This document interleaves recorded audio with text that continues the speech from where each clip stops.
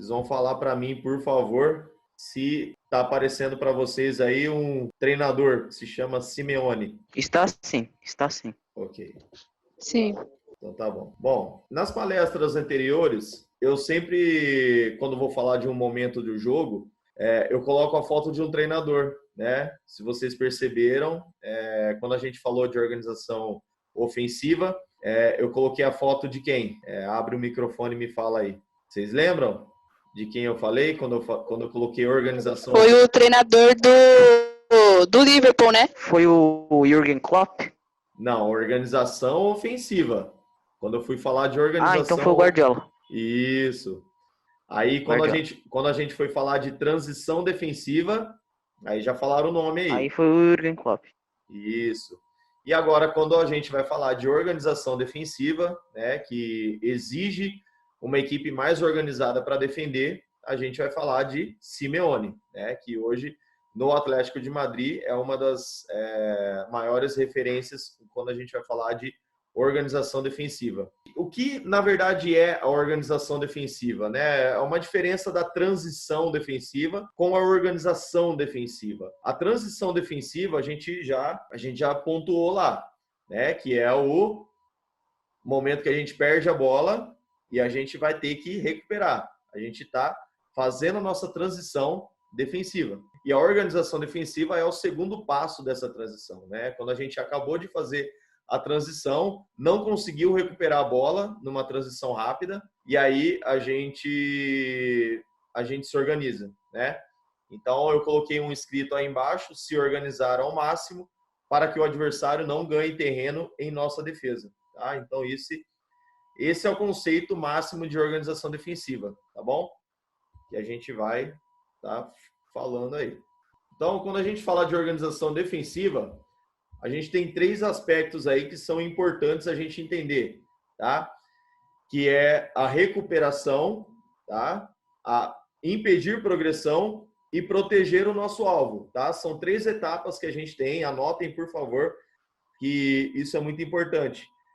A gente tem 3 etapas da organização defensiva. A gente tenta recuperar, né? E ela é uma hierarquia mesmo, tá? Então, tipo, eu não consegui recuperar a bola, eu vou tentar impedir a progressão do adversário.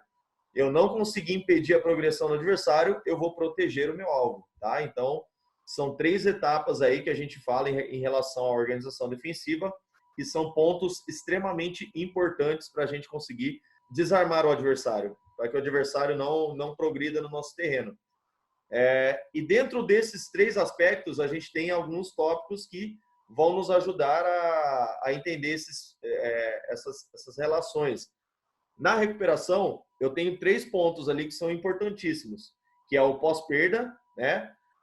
Que é um ponto da transição defensiva, que a gente falou bastante da pós-perda, mas ela se encaixa na organização defensiva porque ela faz parte de um momento que a gente está defendendo. Então, por isso que eu considero a pós-perda como um elemento importante da organização também. A pressão alta, né, que é o primeiro momento que a gente aumenta os nossos blocos para a gente conseguir recuperar a bola lá na frente. E o direcionamento, tá? Eu vou falar de cada um depois para vocês entenderem o que é cada um.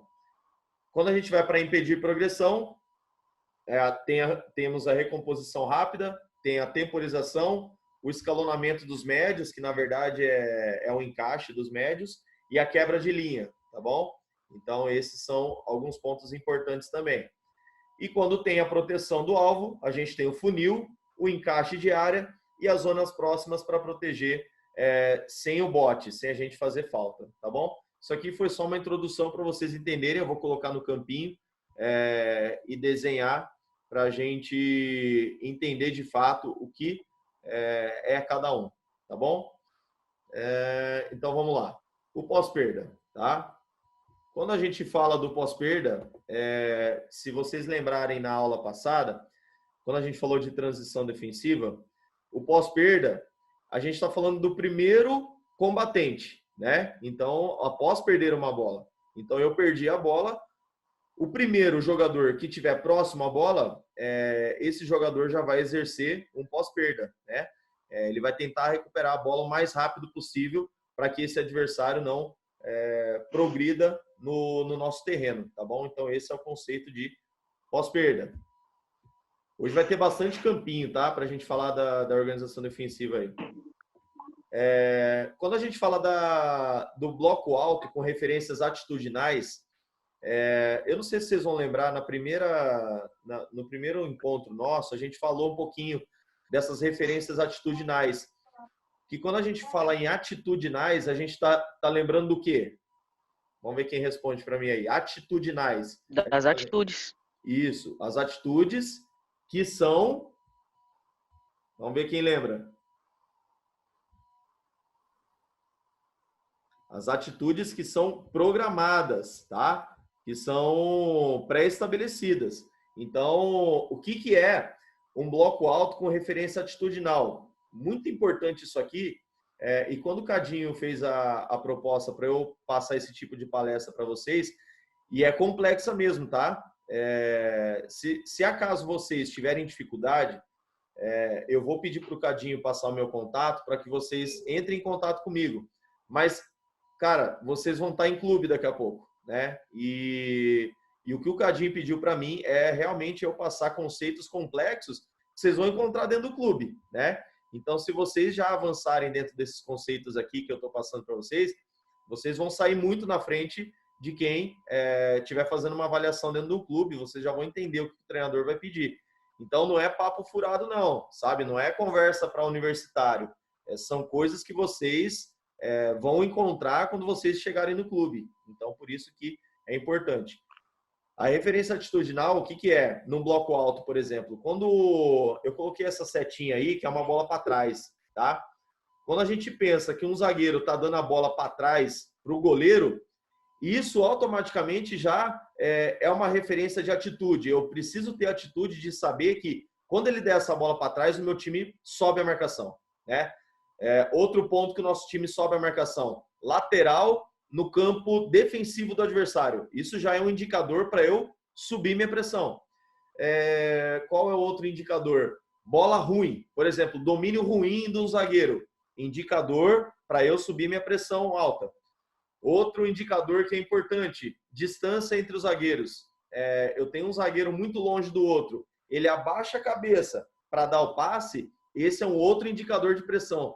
Então, vejam que é muito importante vocês entenderem os indicadores de pressão para que vocês consigam identificá-los no momento correto quando vocês forem subir a marcação-pressão, tá bom? Então, quem é atacante aí, quem é meia, né, que são os primeiros jogadores, as primeiras jogadoras a fazerem essa pressão alta, vocês devem identificar esses pontos que são importantes para vocês conseguirem subir uma pressão.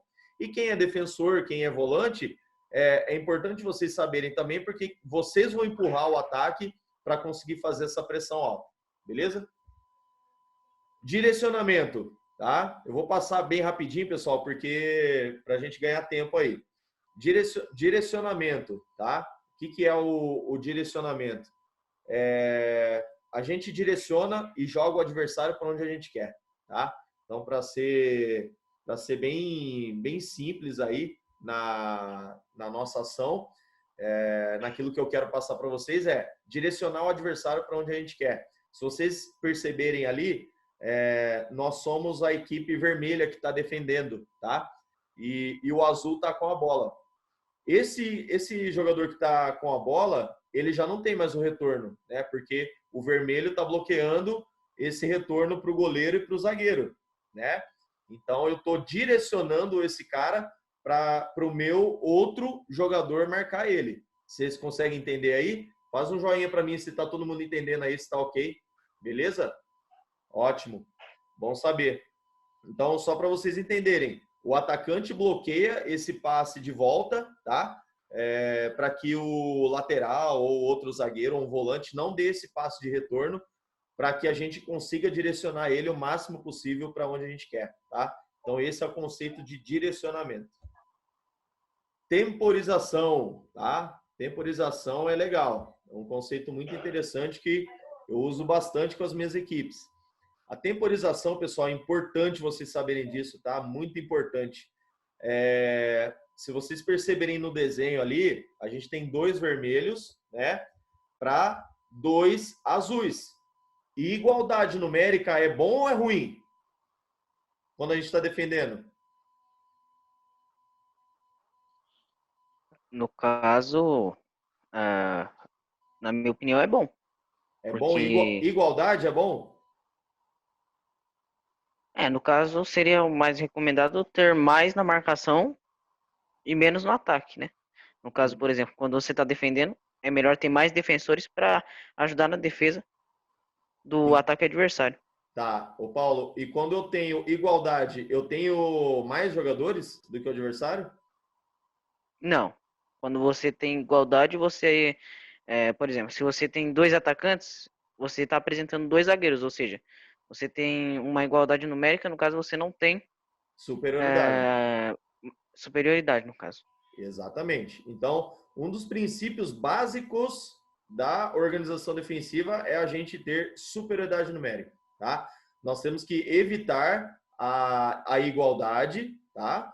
E nós não precisamos nem pensar em inferioridade, né? O ataque dos caras com 3, eu com 2, deu muito errado. Deu M, né? Eu falo para meus times mesmo, né? Deu M, né? Não tem como a gente defender com 2 e os caras com 3. Isso é o beabá para a gente entender o que é organização defensiva. Então, anotem isso, por favor.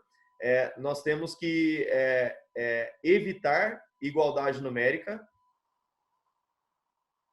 Nós temos que potencializar superioridade numérica. E em nenhum caso, ter inferioridade numérica, tá? Esse é um dos princípios básicos da organização defensiva. Eu não posso ter igualdade numérica. Eu não posso ter inferioridade numérica. Claro que a igualdade é menos pior do que a inferioridade, né? Mas é ruim tanto, tudo bem? E a temporização, o que ela vai servir?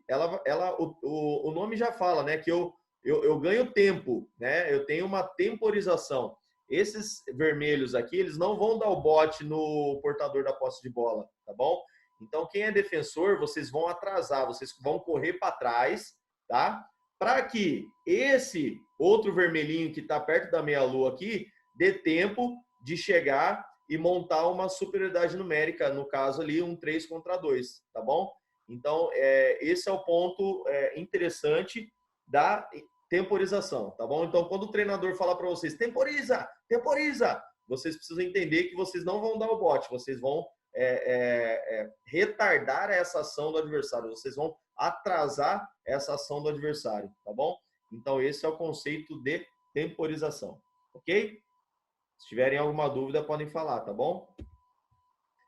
Vamos lá. Falando em impedir progressão, né? Ainda. Deixa eu só ver um ponto aqui.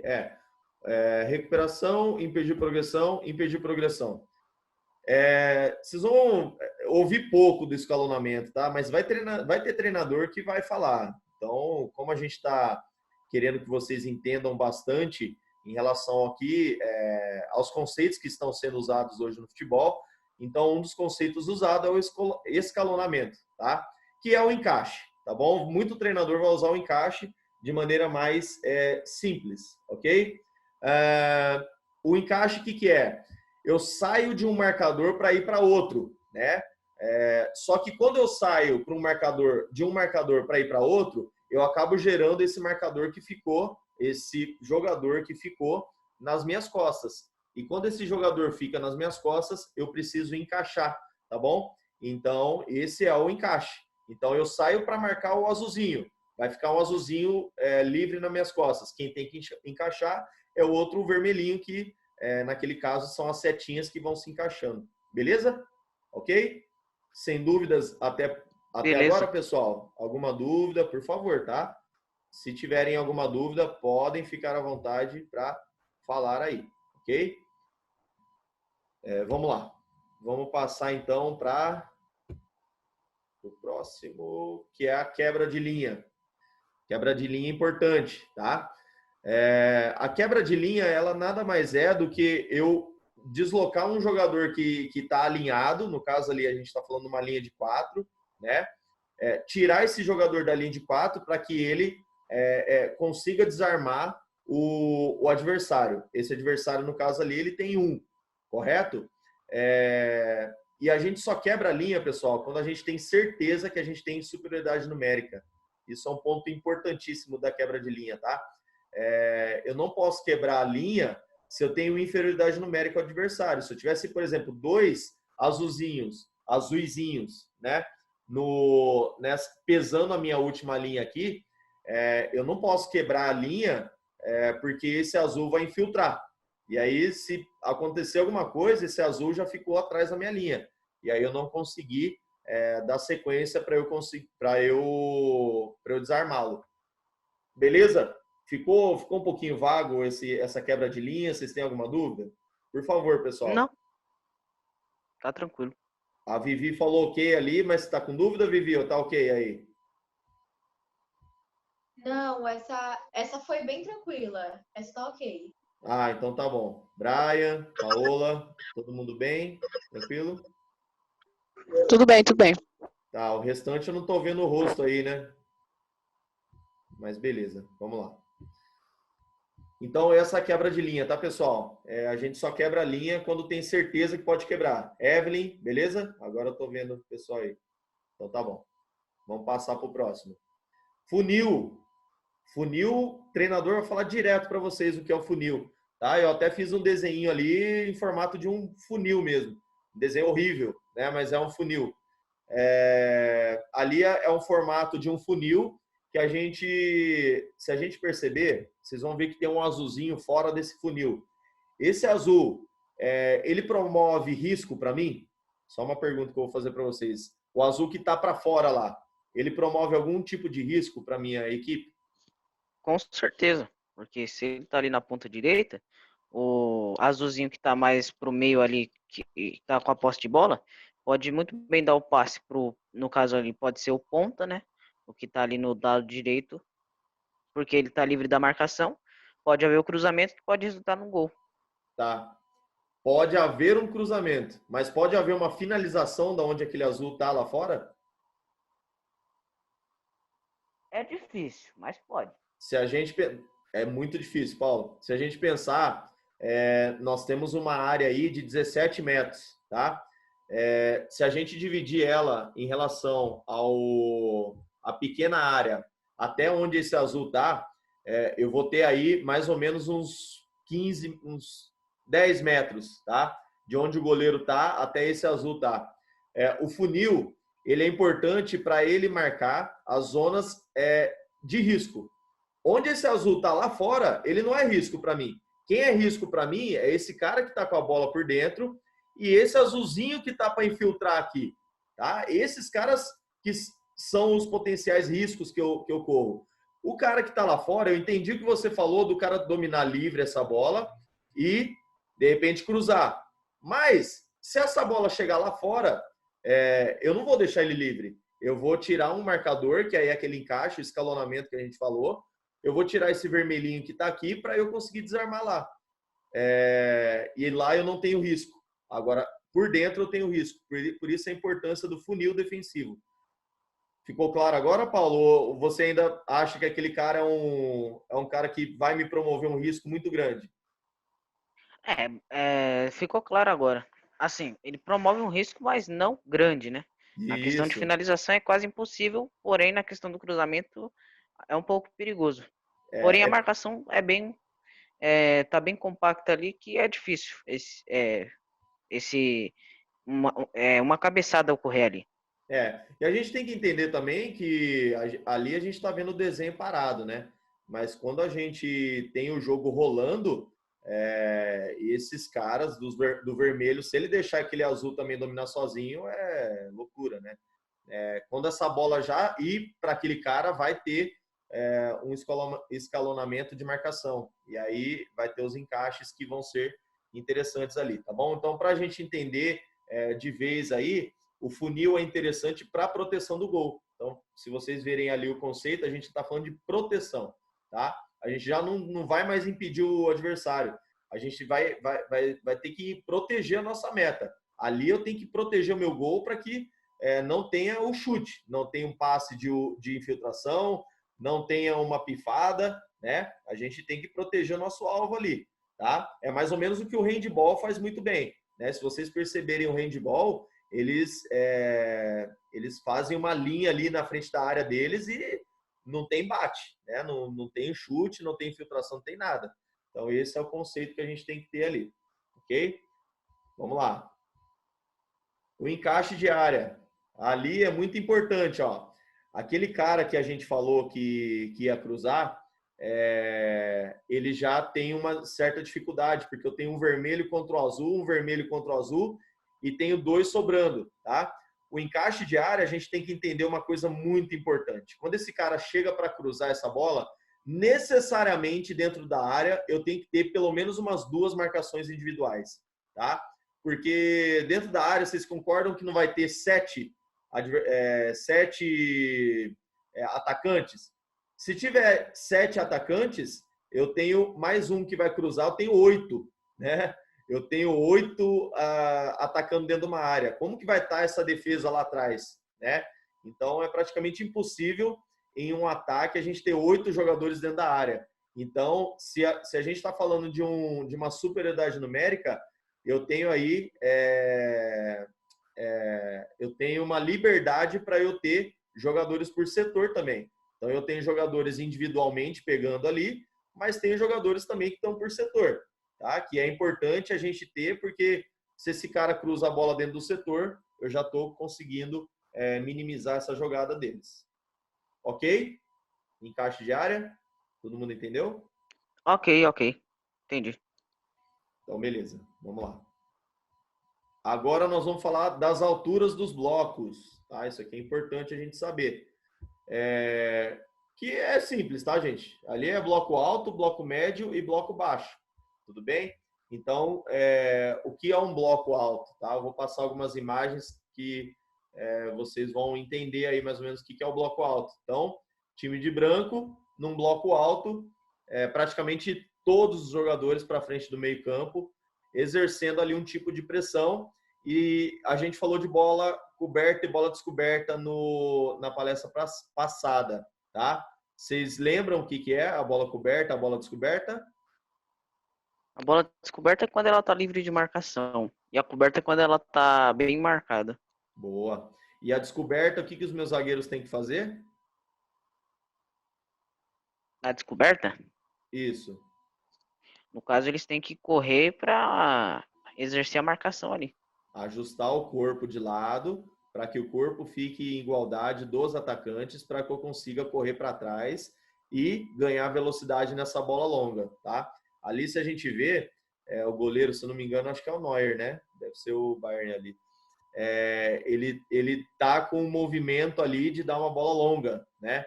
Então, essa antevisão, os zagueiros já têm que perceber o que está tendo uma bola descoberta ou um posicionamento do passador que vai ser uma bola longa, a gente já tem que se programar, tá bom? Mais um caso de bloco alto, né?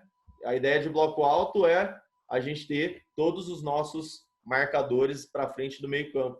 Isso caracteriza um bloco alto, tá bom? Bloco médio, o nome já fala ali, nosso bloco está intermediária, né? Então, eu tenho um bloco médio ali para eu conseguir marcar o adversário, né? Eu não preciso de uma compactação muito grande nesse 4-1-4-1, porque eu já tenho um por dentro que elimina as jogadas de centro. Mas isso aí é outro assunto, beleza? Mas isso é um bloco alto, ok? Beleza. Bloco médio, desculpa. Outro caso de bloco médio aqui, tá bom? Então, se a gente vê ali, o nosso bloco está totalmente caracterizado num bloco médio. Mais uma de bloco médio aqui, ok? Então, vocês verem, todos os jogadores estão em intermediários. E a questão do bloco baixo, que é quando a gente estava falando muito da questão de funil, encaixe, proteção do gol, quebra de linha, a gente fala muito da marcação em bloco baixo, tá? E aí, quando eu dei o exemplo lá do Atlético de Madrid, eles jogam muito em bloco baixo, né? Eles gostam de deixar um bloco bem compacto ali para proteger o gol, a fim de que eles tenham um espaço suficiente para conseguir contra-atacar. Isso é uma estratégia, tá, pessoal? Tudo que eu estou mostrando para vocês aqui, em relação ao bloco alto, médio e baixo, são estratégias diferentes. Eu tenho que entender qual adversário que eu vou marcar o bloco alto, eu tenho que entender qual adversário eu vou marcar o bloco médio, e eu tenho que entender qual adversário eu vou marcar em bloco baixo, tá bom? Isso é importante a gente saber e o treinador vai pedir para vocês. Mais um exemplo aí de bloco baixo, tá? É onde a gente recompôs toda a nossa equipe para estar compacto, para desarmar o adversário.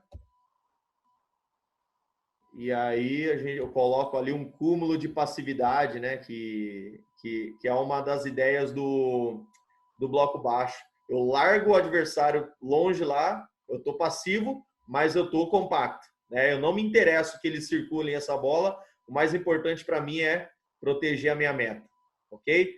Então, esse foi o último slide aí, pessoal, tá bom? A gente tem alguns minutinhos aí para tirar dúvida. Eu tenho uma frase muito importante aqui, quando a gente fala de bloco, de organização defensiva, que a gente está, obviamente, falando de comprometimento, tá? E esse cara, que é o Ayrton Senna, que morreu, né?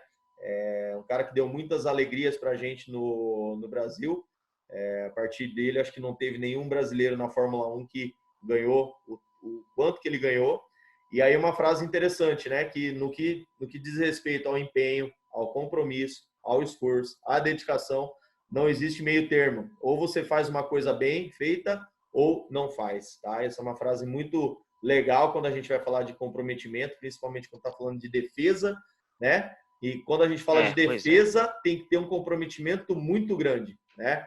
E muita comunicação e muito empenho, tá bom? Então, eu vou abrir aí para as perguntas, por favor, um de cada vez, tá? Fui rápido, mas a gente tem que ser objetivo nesses encontros nossos, senão dá sono, tá bom? É isso aí, pessoal. Dúvidas? Vamos lá. Licença, professor. Pode falar, Vivi. Eu não sei se você vai conseguir voltar lá no slide, só que foi bem no começo, sobre impedir progressão, o do encaixe. Nessa parte eu fiquei bem perdida, eu não consegui entender. O do encaixe. Esse aqui? Ou escalonamento? Esse aqui. Esse mesmo. Tá, vamos lá, Vivi. A bola tá com esse azulzinho aqui, correto? Certo. Esse vermelho que tá com a primeira seta para ir em cima dele, teoricamente esse vermelho estava no azulzinho de trás, entendeu? E aí, esse azul, ele causou um desequilíbrio com a bola. Eu tenho que tirar esse vermelho para ir atacar esse azul, porque senão esse azul vai progredir com a bola, tá? Isso é uma ideia do encaixe. Quando eu tiro esse vermelho para desarmar aquele azul que está com a bola, vai sobrar um azulzinho nas minhas costas, não vai? Sim. Então, quando sobra esse azulzinho nas minhas costas, aí tem outro vermelhinho que tem que encaixar nesse azul que ficou livre. Aí, quando esse vermelhinho sai, ele não deixou outro azulzinho livre nas costas? Sim. Aí vai ter outro vermelho trás. encaixa. Exato. Essa é a ideia dos encaixes, porque vão causar muito desequilíbrios, né? E uma equipe tem que ter uma comunicação muito grande quando isso acontece, Vivi, porque se eu estou saindo para desarmar, já tem um adversário nas minhas costas. E aí eu tenho que me comunicar, vai lá, pega aquele, vai lá, encaixa naquele. E aí é a ideia do encaixe, tá bom? Sim, a equipe tem que ficar bem atenta também. Isso, porque, atento, é leitura de jogo. Quando uma equipe é treinada para isso, ela não erra nisso não, tá bom, Vivi? Ok, obrigada. Ótimo. Isso aí, boa pergunta, parabéns. Mais alguma, pessoal? Então, fechamos. Beleza? É isso aí. Parabéns aí pelo comprometimento de vocês. Parabéns por conseguir escutar a gente aí. Desculpa se eu fui muito rápido, desculpa se ficou um pouquinho complexo alguma coisa. Como eu já disse, o meu contato está aí com o Cadinho, tá? Podem pegar meu contato, podem entrar em contato. Professor, eu não entendi aquilo, fiquei com vergonha de perguntar na hora. Por favor, o senhor pode me explicar novamente? Com certeza eu vou explicar para vocês, porque eu estou aqui para isso. Estou aqui para ajudar vocês, para que quando vocês entrarem dentro de um clube, vocês não tenham dúvida nenhuma do que vai acontecer lá dentro. Beleza, pessoal? Beleza. Beleza. É isso Beleza. aí. Obrigado a todos. Obrigado aí, professor. Valeu, boa noite a todos, boa semana e fiquem com Deus aí. Valeu?